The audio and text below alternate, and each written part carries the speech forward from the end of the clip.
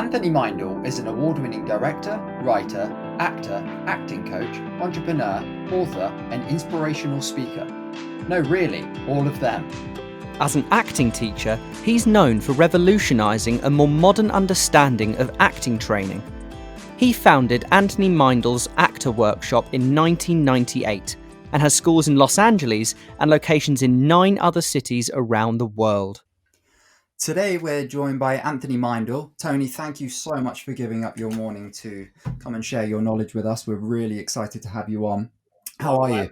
I'm glad this is audio only because I'm still in my pajamas here. Yeah. Have you got your coffee? I do have my coffee. I mean, it's not that early. It's 8 a.m. So some people will be like, oh my God. I get up really early to meditate, so it's fine. But, in this new Zoom world, pajamas are the way to go, I think. They definitely are.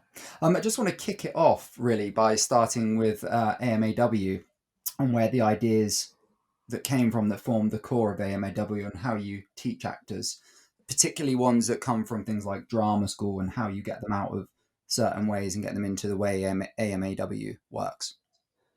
Yeah, I mean, I think like yesterday on Instagram, I posted something about a streetcar named Desire, with obviously most people know that movie, maybe not. It's 70 years old now, but with Marlon Brando and Vivian Lee and Kim Hunter, and watching that movie, especially with Marlon, like he broke the mold at that time, because up until that time, the sort of philosophy around acting was not, I guess you could call it, it lacked a sense of realism. Although to me, when I go back and look at other movies, even before that time, the acting always fit the time and the way that sort of acting was, people were living acting at that time. So to me, it always was real. We can't use the lens of living today over something 80 years ago. You know what I mean? Because our technology and our understanding of creativity and telling the truth as actors have changed. But to me, the watershed moment with watching Marlon Brando is he just was doing it his way, and he was essentially all himself. And it was so groundbreaking because he was never acting, he was just existing. And so I posted something about that acting isn't about doing, it's about being. And I think that's a huge distinction for people to, you can't really get that conceptually. Like, for so long we've been taught that acting is to do because of that verb to act. But before we do anything in life, we are human beings being that then take action or don't take action, right? So for me, it's all about getting people to be more of who they are first. Like, that's the fundamental we have to learn in the work. And then from there, everything else kind of flows. And I was going to say too, something that I was thinking about yesterday. I mean, I've said this many different ways, but this idea of having to act or having to do, or acting is doing, or verb or action words, it completely runs counter to the lines themselves, because the lines are already active. Because we say things in life, like right now, I'm saying something to try to inspire or awaken or teach or whatever. So I don't have to act the lines. I don't have to do anything more than say the lines, really.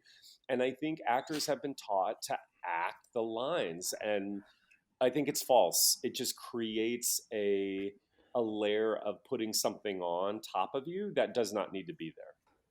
Yeah, I remember working with you and I was asking you about the text and the way I was taught at drama school, and you said just forget all that, and you don't, there's no particular section you have to cry at. If it happens and you cry there, or if you laugh, that also works as long as it comes from you and in the moment organically. Yeah, I think the thing is, Christian, is like we forget.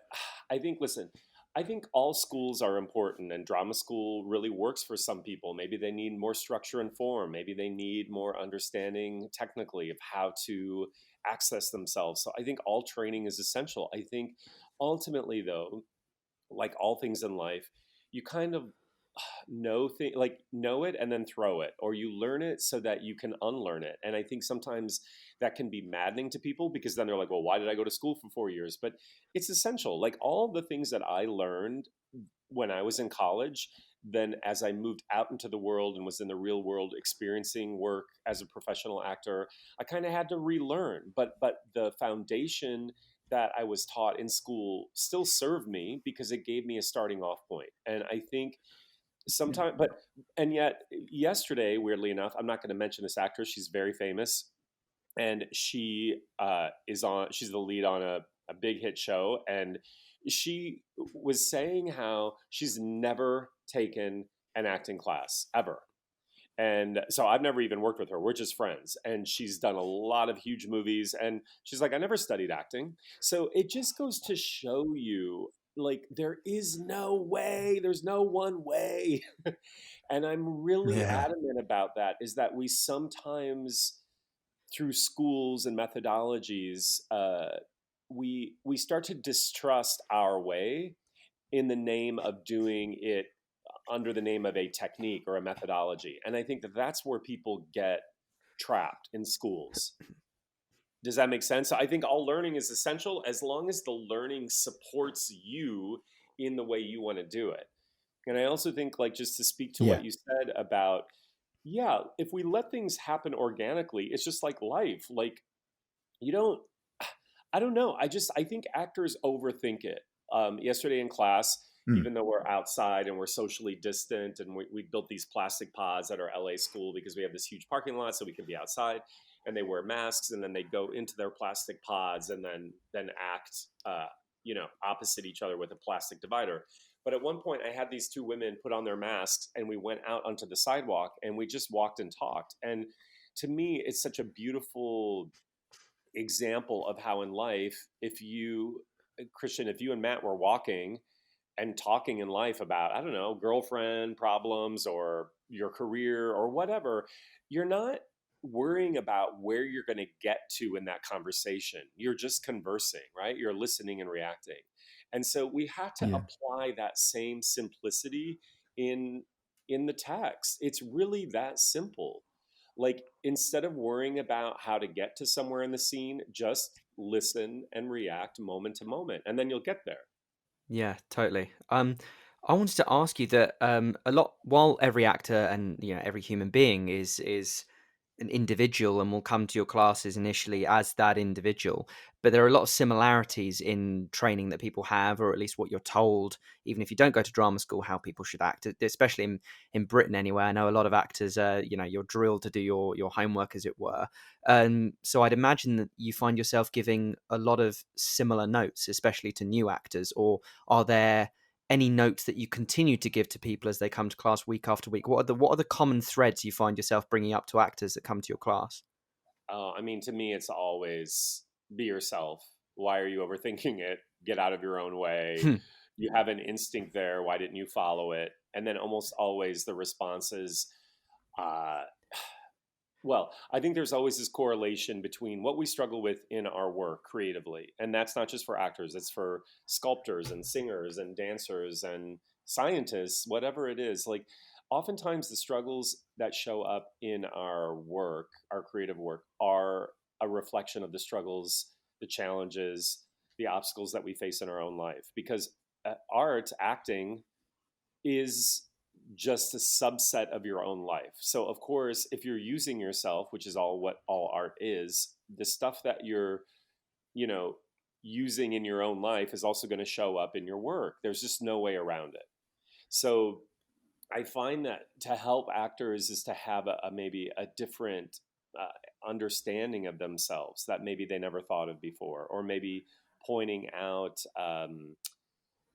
these unconscious sometimes blocks that we put on ourselves. Jerzy Grotowski, I'm working on a new book right now, and Jerzy Grotowski, who is this Polish theater director in the 40s and 50s, and he had a very experimental way of working, but he and was pretty incredible. But he says that his whole philosophy about working with actors was a process called via negativa, or via negativa, and thereby looking at all the things we put on ourselves shows us who we're not. And the process of acting is to remove all the stuff that we're not. So removing your blocks, removing your obstacles, removing your judgments, removing all the things that get in the way of you expressing yourself leads you to your core self.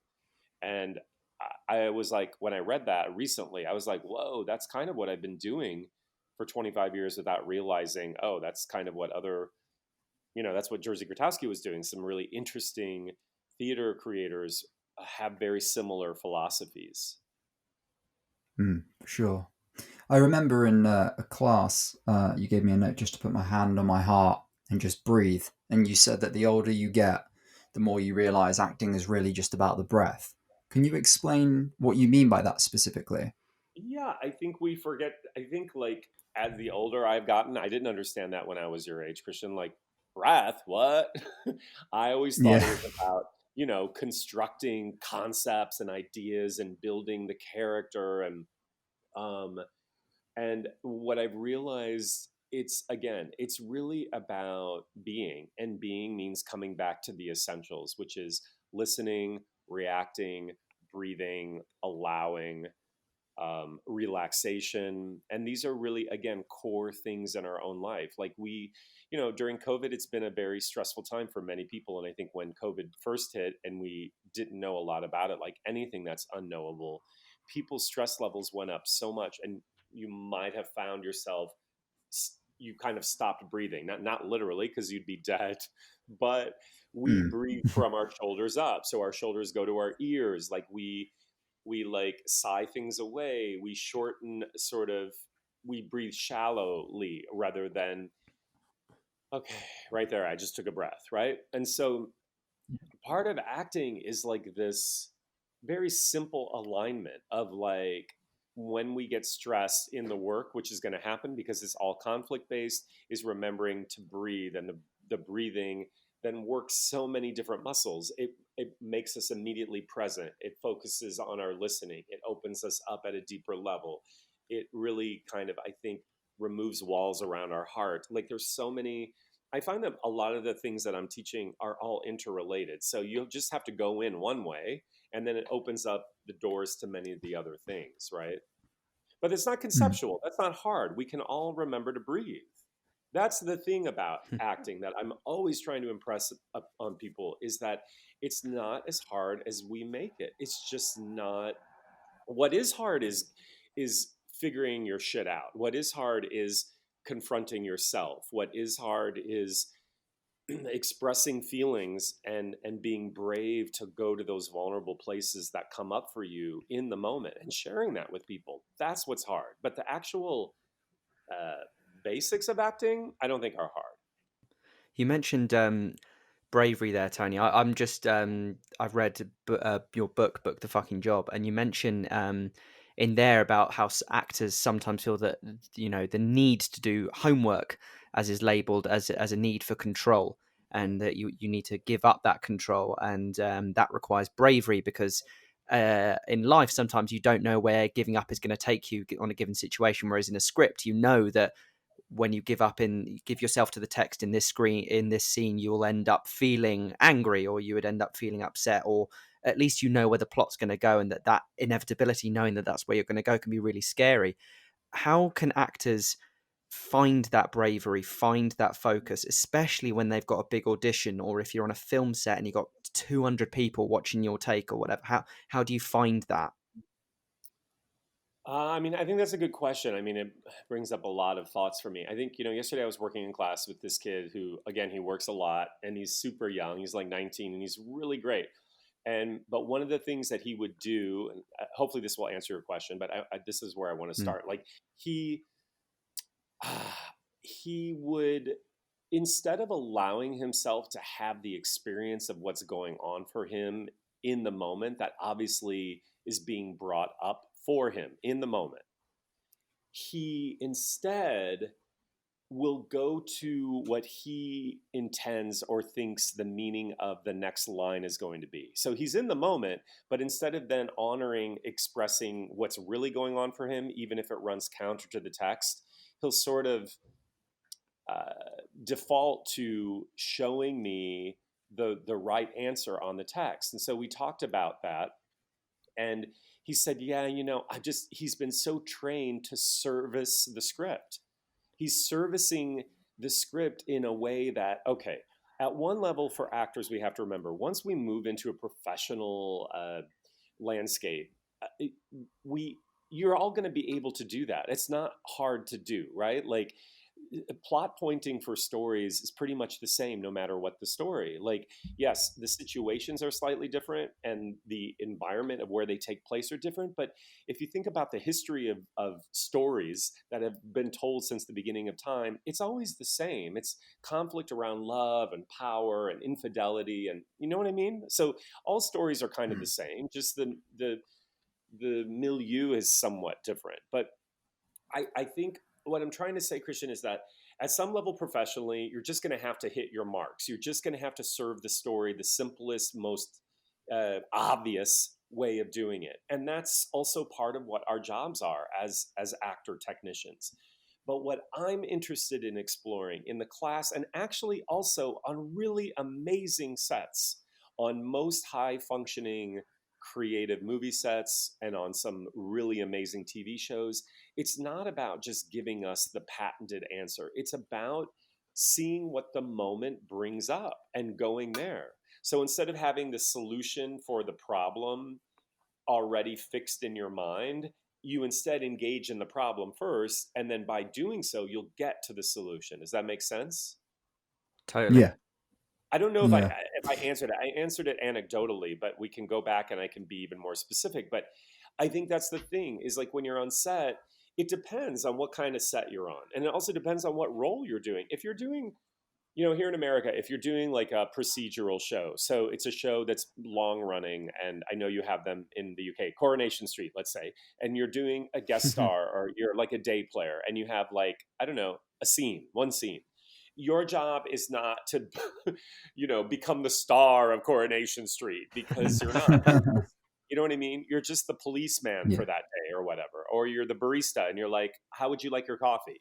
So you don't have to overthink it. You just have to do it the way a barista would do it in that story and stop making it be about you. So that's an example of just say it the most obvious, simple, yes, also your way, but your way that services the story.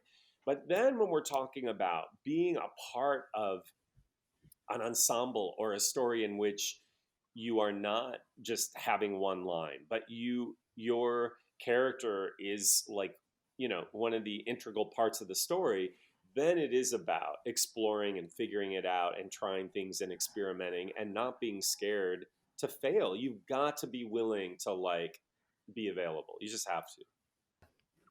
On a sort of similar note, I was doing a film a couple of months back, and I had a scene, and I was feeling really nervous. I hadn't been to class for a couple of months because of COVID and things like that, and I was like, okay, just breathe, relax, just listen. That's all it is. And then I found myself for the first couple of takes, I was like, shit, what's my line? Just worrying, not just listening to the other actor. Have you got any tips on relaxing on a set to be able to just take the other person in and listen? Because I know it sounds like, okay, just do it, just relax and do it, but it's quite difficult. Well, yeah, that's just it too, right? Like I maintain that the things that we have been taught that acting is all about, all the superfluous stuff, when you get down to the basics, it's just going to be you sitting opposite Meryl Streep, and you're going to have to listen and talk, and it's Mhm. hard. It is just really hard to listen and be somewhere. So instead of distracting ourselves into thinking that acting is many of these other things that we sometimes, I think, equate to good acting. I think at the end of the day, it's really about people being available and being really there in the moment. And you can see it. It's a real, it's not a concept, it's a real thing. Like you just said, okay, I'm going to try to breathe and I'm going to try to be here. And then you start to just wait for your cue, right? As opposed to Mhm. like Yeah. listening. So I think the challenge is, you know, I think in that case, I would always just while they're setting up and you're waiting, maybe you're already in your position, and then they're, I don't know, they're doing a rehearsal or they're fixing the lights or doing something. I would always just try to improv it with your partner and just be like, can we do an improv of this scene really quick so that it gets you out of your head, it gets you in the moment, because in improv you don't know what is going to be said to you. So if you just sort of like go with the flow in an improv, then when they call, action, you're already looser because this listening reactive part is already activated within you. Does that make sense? Mm. Yeah, it's a great tip. Yeah, I'd really love to ask you, Tony, quickly about. I mean, Sure. you've got schools in multiple countries, and to me, Is this anyway, at Matt least, asking me right now? yeah, this is Matt. I'm Okay. I'm appearing from the dark depths of Because you guys sound Surrey. so much alike. You guys sound alike. Okay. Oh, Christian's gonna hate that. I'm I loving it. will. I'd love to ask you about any Yeah. differences that you notice when you go to classes in different countries. Are there any things from American actors that stand out in comparison to British actors? Because the thing that gets me from a very outside perspective, I've not encountered many American actors. It's mainly through hearsay. Is that ability that American actors have when they go in the audition room to take control of the room, and that British actors are very polite and opposed to that and are trying to sort of serve the people behind the table. This is a very generic way of summing it up, but Yeah. what differences have you seen, and what can anyway, most of our listeners are British actors. What can British actors learn from American actors or Canadian actors? I know you've got a school up there as well. Yeah. I mean, I, I, I think at one level we're all human beings, so we're all the same, right? Like there are Mm, cultural differences and there's social differences, and then there's also individual differences based on our orientation and how we grew up and our family, and so there is a lot of interpersonal stuff that goes on in our own maybe awareness of who we know we can be, and then the part of us that holds ourselves back. So I always think it's like, to me, regardless of where you're from, the best actors are kind of always in a fuck it. And I, what that means is that's what I kind of teach, is the science of a fuck it, which is basically, it's not to be disrespectful, it's not to be cavalier about something, it's not even not to do your quote unquote homework. It's just, it's about going into an audition and giving up this um, neurotic belief that those people on the other side of the table have the answers. They do not. They are looking for you to come in and show them your interpretation of the role. And it could be wrong, but really right and wrong is this subjective um, assessment based on, to me, right or wrong comes in two ways. One is the actor, in trying to do something right, quote, does it wrong. Makes sense? So when you're trying to do it the way you think they want to do it, you're trying to do it right, then you're going to do it wrong. Mm. but but the mm, subjective definition of right and wrong is, you may go in and do it your own way, and you're free and it's exciting and it's whatever, and you may not get the job, so in your mind you may think you have done it quote unquote wrong, but it's absolutely incorrect. You did it the right way because you did it your way. And then it's just a matter of time. Eventually a casting director is going to see that you're firing on all cylinders, that you're very instinctual, that you take risks by doing it the way you want to do it. So I know I veered off the question. I kind of do that a lot, but like, so I don't know. I think for me, having a school in the UK, but I have a lot of well-known actors from all over the world, Sydney, UK, wherever. Like, I think it's about just giving oneself permission, right? And I do think there is mhm, sometimes maybe in America this belief that Americans are a little bit more um I don't know, freewheeling or wild, that they can just, they own the room. I think it's more of like, yes, giving yourself the permission, and the more you do that, the easier it is to start doing that. And maybe culturally in the UK, it is a little bit maybe more formal, and so people are more reserved and have to be given the okay to do that.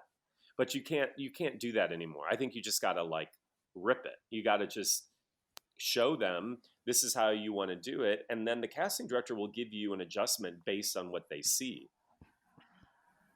Yeah, Did that answer the question? I yeah. keep asking Just be if I'm yourself. answering the questions.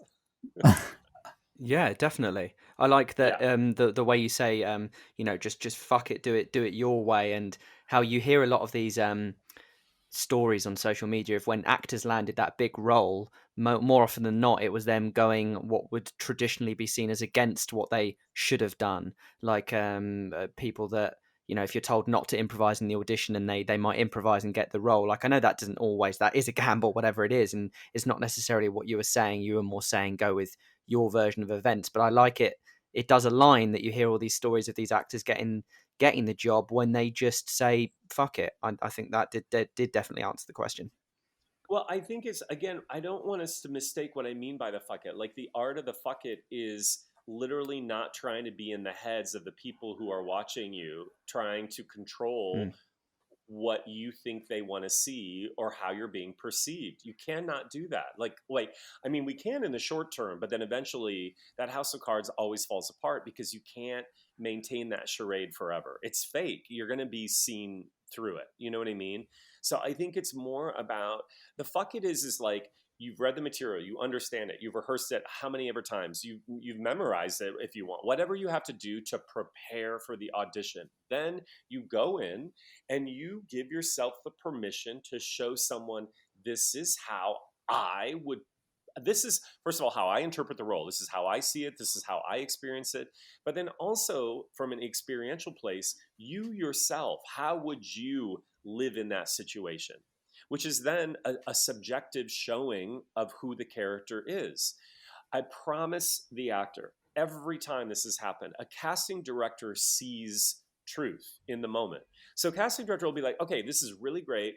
Maybe she is more blah, blah, blah, blah, or maybe he is more blah, blah, blah, blah. So then they'll give you an adjustment. And then all you got to do is take the adjustment. If you can take the adjustment more in alignment of their vision of it, or what they, maybe some of the notes they were given by the director or whatever, then it's just, you're going to book the job or you're going to get a call back. And then that's really all it's about. The more times you get a call back, eventually it's going to kind of show up in your favor. But most actors, again, try to service the script. They go in and they do it based on how the lines tell them to do it. You guys, you have to free, actors who are listening to this, you have to free yourself of that. It's a it's a stranglehold. It's puts you in a box. It doesn't set you apart from anybody else because anybody can just learn the lines and say the lines. I think that's the big aha about it. You know what I mean? Mm. Yeah. I think Yeah, I was just thinking about. Go ahead. Go ahead. Sorry. No, go ahead. No, it's just in reference to character work, and I wanted to get your opinions on character Oh because so yes. many actors you hear them say, "I think the character would do it like this," and I know you have quite a different opinion on character. Oh yes. I'm so glad. Well, here's the thing. My mind has been blown because earlier, or maybe it was last year before the end of 2020, I I was in 2019 before COVID. I was teaching at our Vancouver school, and the head of our Vancouver school was finishing his PhD or his master's thesis, whatever, on different, the history of acting training, basically. And he was telling me that a lot of my philosophies about acting really come from what Stanislavski was trying to say and what he actually ultimately said kind of on his deathbed toward the end of his career. And so he recommended this book that I read, and then that led me to doing more research online. And I was so blown away because, you guys, here's the thing. What I discovered is when Stanislavski passed in the 1930s, it was the beginning of the Russian Revolution. That was Stalin's years, Stalin. And they, in this movement toward totalitarianism, what Stanislavski was teaching toward the end of his life was it was really about, he uses the word spirit, he uses the word you. He would do improvs over and over and again with people so that they wouldn't get stuck on the lines. You're hearing a lot of similarities here. Like, in fact, there was a rehearsal process where I read where they would read the script and they would so they would know the story, but then for weeks they would get up and they would just improv their own way of saying it, and then eventually layer in more and more of the actual written lines so that it became very free. And then it would start to meld, the freedom would start to meld into the actual rehearsed lines. And he took all this time in the rehearsal process of doing improvs because his whole thing was, once the actor starts to memorize the line, they start to act. So this is huge, right? So already he's trying to get actors to be who they are, and his whole discovery was people would stop being who they are and start becoming a character when they would say the lines. So he was always about the character is you. It's about um, again spirit. He used the word spirit a lot, soul, free thinking, like doing it your own way. So then when he died, these words that he was using were so provocative in a totalitarianistic communistic regime. They did away with they don't want people in a communist regime to be free thinkers. They don't want people to be free to be individuals and be themselves. They don't want people to be spiritual and to explore art as an expression of self. That is too radical. So they Right. co opted his concepts and created very binary terms like objective and through line and character beats or whatever. And so Stanislavski's very free system of exploring yourself through the material over the next 50 years became about you're building a character by doing it like this. You're following this step to fulfill this super objective. You're doing this through line to get to the end. But that's not what he meant. So I'm I'm working on another book about that because it's really mind blowing how revolutionary he was and Mm. how it was co opted to serve the Communist Party.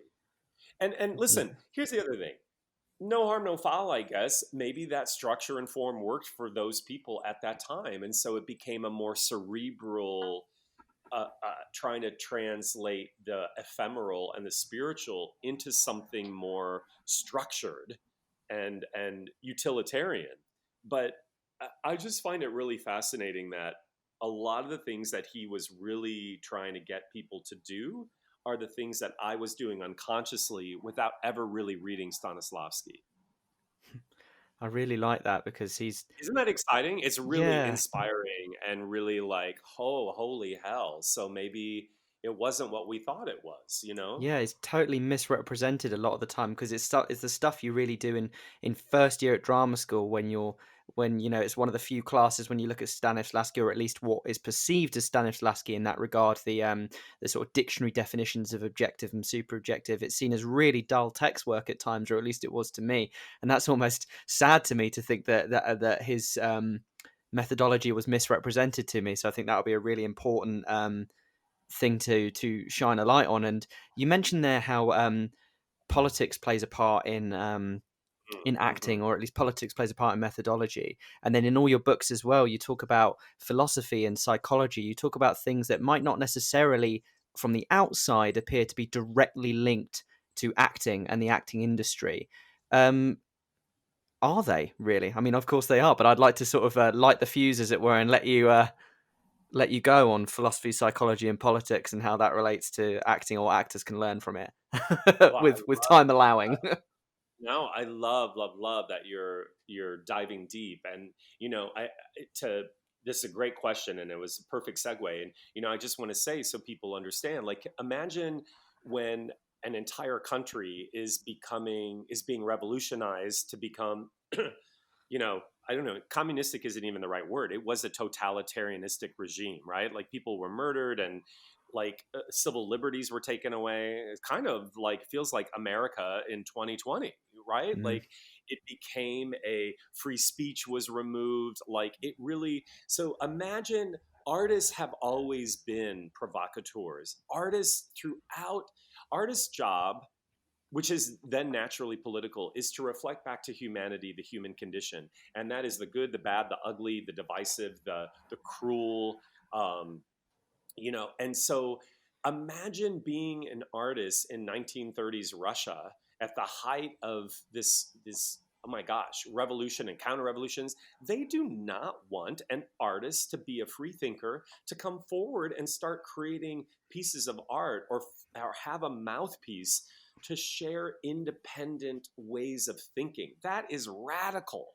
That's radicalization of a segment of society that could overthrow the government rules. So of course they're going to stamp that down, right? And so Mm.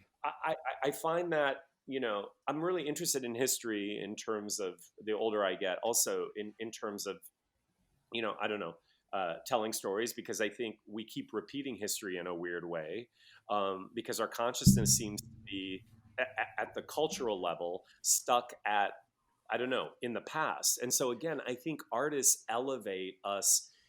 My whole philosophy is an artist's job is to move culture forward. And I'm really passionate about that. And you move culture forward by talking about things that are political.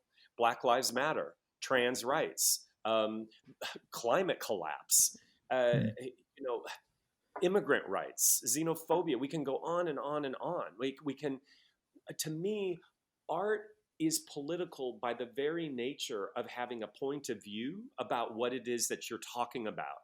Now, that could be as a writer, but that also could be as an actor in a play or a movie about gun advocacy. So I think it can be a little scary for people at first. Maybe when I was younger, I didn't. Maybe when I was in my early 20s, when I was your guys' age, maybe I didn't understand the power of being an actor, because a lot of times we just get hired for jobs, right? And so if you're being hired as a barista on an episode of, you know, I don't know, NCIS, you're not going to be able to share your passionate point of view about the challenges of being human. But I Mm. think as we grow into our art, we, just like in life, you start to have a point of view about things, and you want to use art to express that. And that also, you guys, to me, is really also powerful, because then you start to win your power back in the room. So when you go into auditions, you're like, you know what? Screw this. I am not going to compromise my point of view as an artist in my rendering of this role. I feel passionately about myself as this person, and I'm going to show you this way. Now, again, that may mean sometimes you're not going to get the job, but you're not going to get the job anyway by being passive and not being committed to stand behind your convictions. You know what I Mm. mean? Yeah.